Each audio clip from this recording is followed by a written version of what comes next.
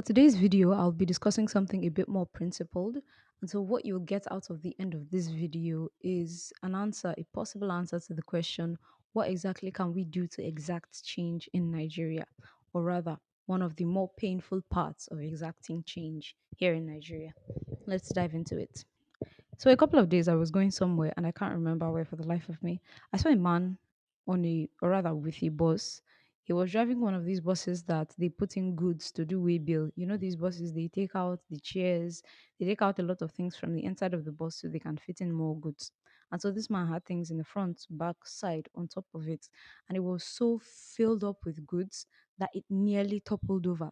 The tires were bending and a lot of people were screaming and shouting at him that did you not know that the vehicle was already dying basically? It was a skeleton of a bus at this point. And so people were just shouting at him and making fun of him about the situation he'd found himself in. And so looking at that situation, I had a thought. At most, this man was just the reason why he probably took this much in terms of goods is two things, one of two things, or both of them at the same time. Number one, carrying more goods for more people means more money, and a lot of people are looking for more money in this Nigerian economy. And this is the one skill that this man has been doing. So, in order to change into a different field entirely would be hard. So, why not just up the number of goods? Why not just up the services and try to do it all at once? That was the first thought I had. Another reason why I thought he might be doing something like this is because he's been doing this for a while, and I'll assume that he actually thought that this amount of goods, this weight that he'd been carrying it all this while, and so it wouldn't make much of a difference if he did it one more time. But I suppose the bus was on its last legs, and at this point, what could he do? Right? It would probably damage the bus at this point, but it was what he was used to.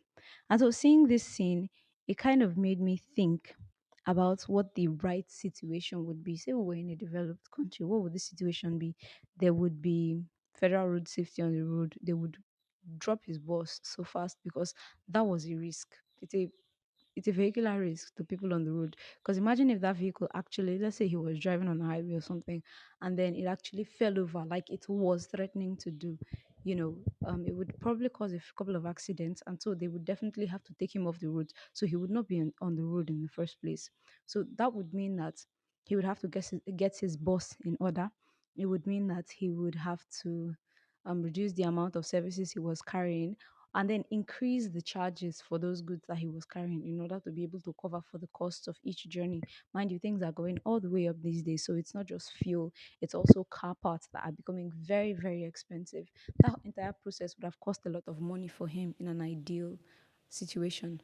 Similarly, in an ideal situation, though, he would also relatively have the funds to continue with such a business because I suppose Nigeria would be relatively stable, relatively stable. And so that made me think of the other part of this equation, the people that were jeering at him and jesting at him. In our own little world, we have done one or two things that are not exactly perfect or are not exactly suitable for a perfect system. Nigeria has a lot of here and there flaws. Whenever we are entering, say for example, the experience with entering schools, sometimes you have to pay a bit of extra money to this person or this person to get into this particular school or to get this or that. And so there's also the issue with, say, you're going for your national youth service. There's also a bit of going behind the system, going behind the processes that are usually laid out to pay this or that person in order to get a particular result that we like because we want comfort. We want to be, in a place that is suitable for us. We don't just want to be thrown to the wind. And so I noticed that a lot of these systems are already in place. So in a situation like this, the first question I asked myself was, who are we to judge this man for doing what he has to do to survive when we are also doing things in similar cases? And then it further made me think of what exactly we have to do in order to survive.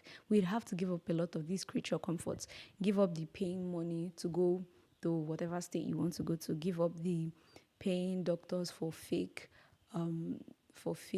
health what do they call those things? For fake health slips, I think. Give up on paying for fake marriage certificates, for applying for different other things. And there are different scenarios where we just get fake documents for different kind of things. And so sometimes when you think about this, is it really a surprise that we hear of politicians faking their primary school results? It sounds like such an abomination. Oh, how dare they? Because we all went to primary school and we all have the results to prove it. But for this one person faking that one thing, it's like, oh, absolutely not. But is it really a surprise? That's the system we are grooming. That's the system we are encouraging ourselves to be in. And that's the system we keep encouraging by putting our money into it.